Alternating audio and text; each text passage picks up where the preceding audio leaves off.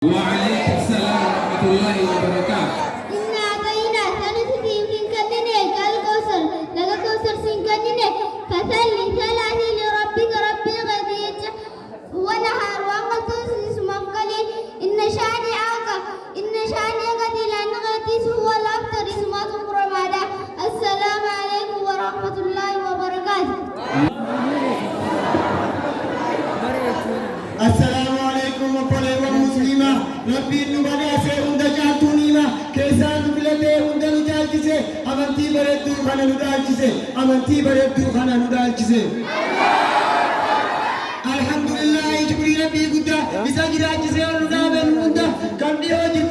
jirtan halala kandi kesa di kan jirtan biyala opale wandini undum tikesani bagar gitan pirida dabbi kesani bagar gitan pirida dabbi kesani Mali ilaw hamilenu patala kana Mali hamilenu patala kana fula ke sandirisa meda ka takbirta natas gabbesa jala ke diraya don natijine ana du jade gammachu sisime Baratto da ganda barno da baratan tumuramata bagana ge angesan Barnoota tafsiraa tawhiidaa fi aqiidaa amma saafisaa baratanii barsiisuuf eebbifamuuf teessan waan inni isiniif dhaamuun qaba yoo na dhageessan ammas kan xiqqaa fi kan guddaa yoo na dhageessan kan barnoota dhiisee yaa'u ganda keessa saahiba hin godhatin asiisi fageessa Dansa barattoota abee amma keessa keessummaa keenyaa fi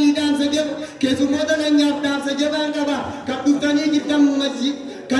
jirtan masjidul hudaa keessa meelaan rakkoo isaa keessaaf duuba isaa rakkoo baay'ee qaba maaliif hirmaanni isaa yoo rabbiin siif laaffise kaa'ee harka keessa keessa gurguddoodha qaba rabbiin siif bikka siif buusa lafaa fi namaa siin qabu baay'ee rakkoon isaa abadaa siin qabu jechoodha qaamni isaa ittillee hin hirkatin huccuudha si balleessa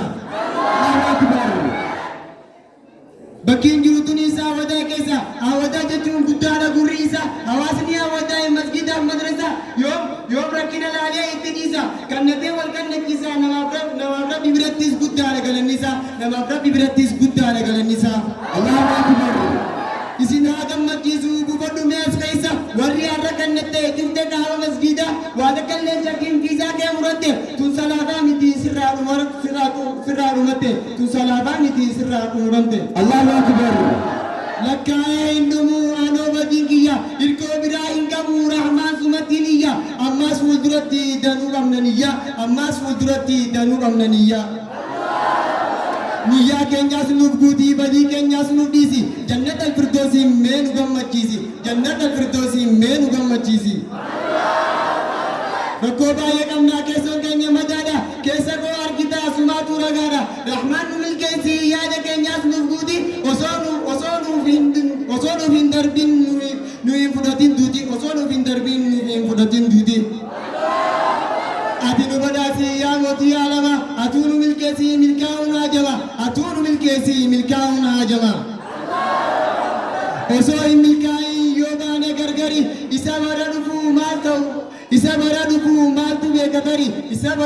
maaltu beekatari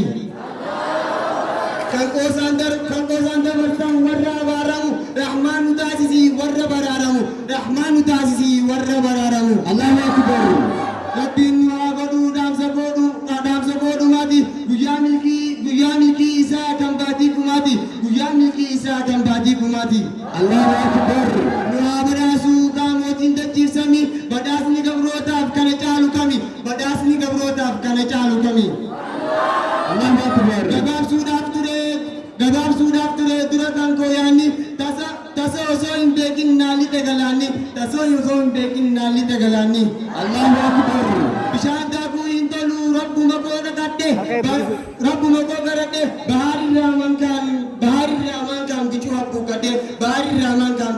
kadhe Allahu akbar yaadaan osoo dhiiguu akka abidda saafa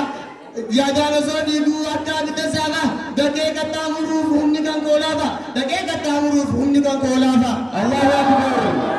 gammoo osoo mi'aawuu yoo dhume dhiisani du'aayi naaf kadhadhaa xumureeraani du'aayi naaf kadhadhaa